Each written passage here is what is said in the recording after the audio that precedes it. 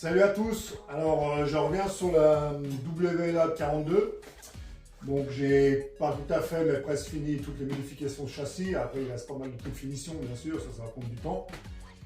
Mais voilà, je vais déjà vous montrer un peu, bon bah le châssis il est là. Et puis je vais vous montrer les modifications que j'ai fait, enfin entre guillemets, pour voir ce que je peux poser maintenant. Donc comme ça vous voyez tout. Alors, première chose.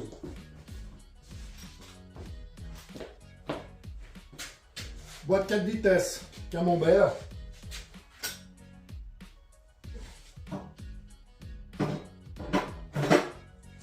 Voilà, première modification. Pour ceux qui connaissent très bien les WLA, tout le monde sait qu'une boîte 4 ne peut pas se monter sur un châssis WLA. C'est pas possible. Donc c'est sûr que le châssis il a été modifié, toute la partie en bas. Il a été rallongé. Donc j'ai refait toutes les formes d'origine pour un peu être, on va dire, vraiment les non-initiés, ils verront rien du tout, que c'est modifié ou pas modifié, ça ils ne sauront pas. Pour ça que je vous fais des petites vidéos aussi, pour que vous voyez un peu la difficulté de certaines choses. Parce qu'il y a pas mal de motos dans les salons, on ne s'aperçoit pas du travail effectué en amont.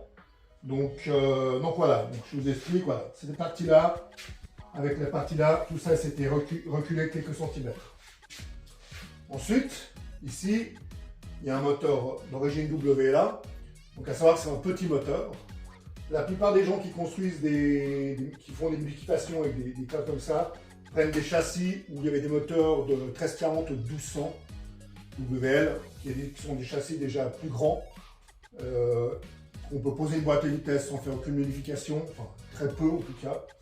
Et pareil au niveau du verso, au niveau des supports moteurs, tout ça, on peut poser un moteur sans trop de problème. Là, c'est autre chose, avec une WLA, donc ça c'est quand même un châssis de Liberator, donc les motos qui ont fait la guerre.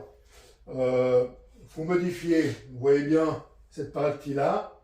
Faut refaire les supports moteurs complets, c'est pas du tout les mêmes supports. Il y a des modifications ici, et puis une modification ici en bas pour pouvoir passer le bas moteur. Donc là je vais poser le moteur. Et vous allez voir, c'est pas n'importe quel moteur.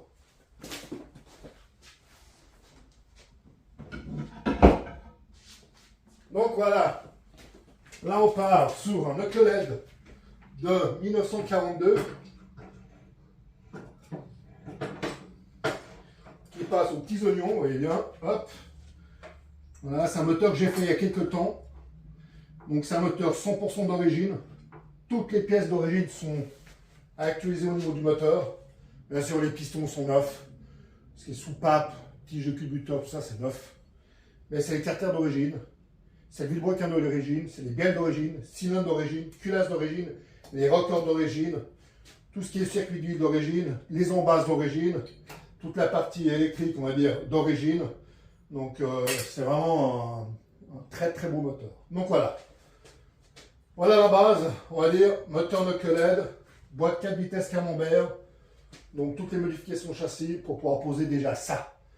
Voilà, pour arriver là, il y a déjà quelques heures de boulot. Pour ceux qui connaissent vraiment, savent très bien. Vous voyez bien que le moteur est déjà poli, mais poli en respectant on va dire les usures d'origine. Je ne voulais pas le polir, que ce soit net, précis, impeccable. Je voulais vraiment qu'on voit bien que c'est un vrai moteur, parce qu'aujourd'hui, les 60% des knuckleheads, c'est tous des faux. C'est soit des répliques allemandes, SNS modifiées, j'en passe, des meilleurs, des cartes RSTD, bref, c'est tout du fake. Là, c'était bien pour montrer que c'est un vrai de vrai. Donc voilà, je vous ferai d'autres vidéos, la suite au prochain épisode. Bonne journée, ciao ciao.